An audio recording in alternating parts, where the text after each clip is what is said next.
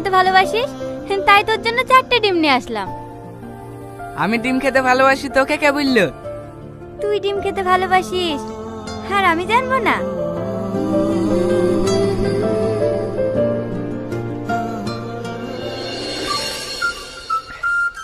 তোদের গ্রামটা আগের থেকে অনেক চেঞ্জ হয়ে গেছে।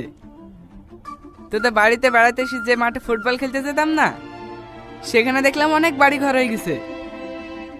সব কিছু চেঞ্জ হয়নি, কিছু কিছু জিনিস আগের মতোই আছে। মানে?